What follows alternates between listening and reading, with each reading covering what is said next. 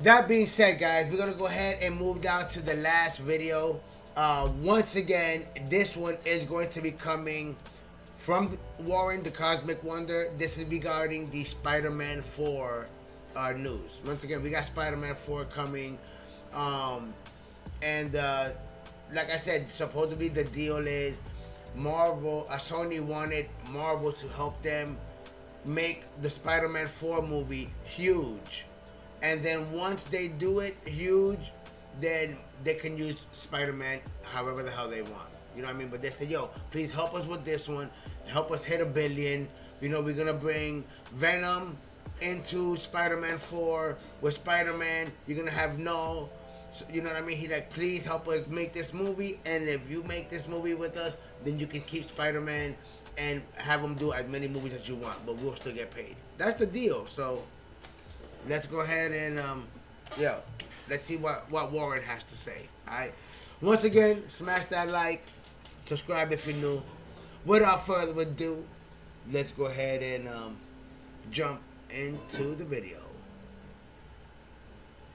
What is going on, everybody? Welcome back to the channel. We have a lot more Spider-Man updates today, specifically about the release date for Spider-Man 4 and the new deals and negotiations that are happening right now between Sony and Marvel. If you didn't catch our video yesterday, you should know that it looks like Sony might kind of be putting an end to their Spider-Man universe. This has not yet been confirmed, but with what we are hearing about the deals that are right now being negotiated between Sony and Marvel Studios, it looks like that is a possibility. But there is one pretty big change that we are hearing about, and it involves a lot of Marvel characters that Sony owns the rights to currently. However, it looks like this new deal is going to be extremely beneficial for the MCU and Marvel Studios, and for the fans as well. Now, of course, both of the studios are just that. They're studios. They're huge companies. And of course, they want to make money, but a part of me really does want to believe that when Sony and Marvel get together, they do also talk about what the fans want. It's probably more Kevin Feige talking about that more than anybody, but if what we've been hearing about this new deal is true, then it works out for literally everybody. Sony can make more money,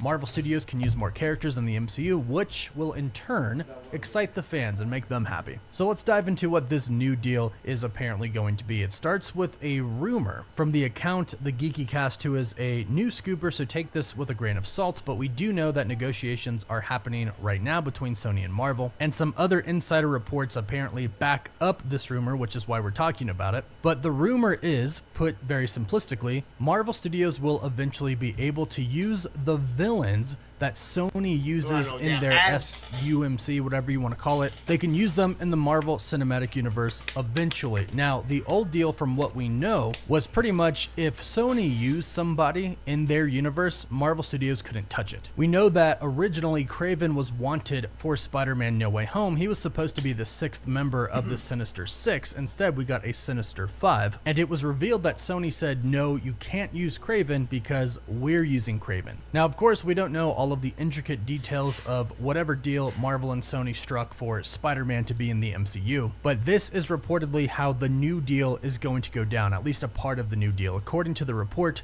apparently Sony will now start notifying Marvel Studios about which Spider-Man related villains will be used in their non-MCU projects. Marvel will then be blocked from using that character until at least 30 days after the Sony movie is released on VOD, video on demand. So this is actually good, even though it kind of sounds bad because it says they're blocked from using a character until 30 days after it releases on video on demand, but this is actually a very good thing. This means that even if Sony uses some characters, uses villains in their universe, that means Marvel Studios can still use them. They are not completely blocked from using them altogether. They just have to wait a little bit, which I guess is relatively fair. If Sony puts out a movie with a certain character, they don't want that movie to be overshadowed by a big big MCU project that is going to be using the same character. The MCU definitely overshadows Sony and their Spider-Man adjacent universe, so I can understand that. But at the same time, at least Sony is playing ball, and they're allowing Marvel to eventually use the characters, and this seems to be what is happening with Venom and Null. Alex Perez from thecosmiccircus.com, a very credible insider, has reported that Sony and Marvel Studios have worked together, and apparently in Spider-Man 4 we are going to get Venom and Null in the MCU. And based off of the release dates for everything, this all seems to line up with this new reported deal. But to talk about that, we do have to talk about a new report from Alex Perez at thecosmiccircus.com that states the Spider-Man release date has moved. According to his report, it's been delayed, but don't worry, it hasn't been delayed by that much. He stated on Twitter, originally, the set date for Spider-Man 4 is delayed. As of this moment, the film has been moved to July of 2026. Now, there's actually two ways to view this release date change. One is that it's only been delayed a month. According to insider Daniel Richman, Marvel Studios is planning on releasing Spider-Man 4 in June or July of 2026. And now, according to Alex Perez, it is indeed moved to July 2026. But originally, Sony had on their release date slate an untitled movie that was a Sony/Marvel live action film. That's what they listed it as, and that was supposed to be June of 2025. Now, obviously, that's not going to happen, but if that was the original release date planned for Spider-Man 4, then that means the movie has been delayed a year. However, since a lot of insiders have already stated we should probably expect it in June of 2026, July 2026 really isn't that big of a deal. And although it's possible the movie gets changed again or gets delayed a little bit, it's probably not going to happen because they have a while, but they are still negotiating everything, and we know from past experiences that Sony and Marvel don't always see eye to eye. I mean, a few years ago, we almost lost Spider-Man from the MCU. Now, everything is good though, but it seems like they're just kind of finalizing the details of this new deal. What we've heard recently is that Spider-Man, Tom Holland's Spider-Man, is going to actually get 2 more movies in the MCU, and his character specifically is going to be a lot bigger than he originally was going to via the old Sony Marvel deal. And it sounds like, at least post Avengers Secret Wars, we could finally be getting the Spider-Man stories that we deserve. I'm not saying that everything that has happened already was bad, because it definitely wasn't, but now, according to the rumored new deal of Sony and Marvel with the villains,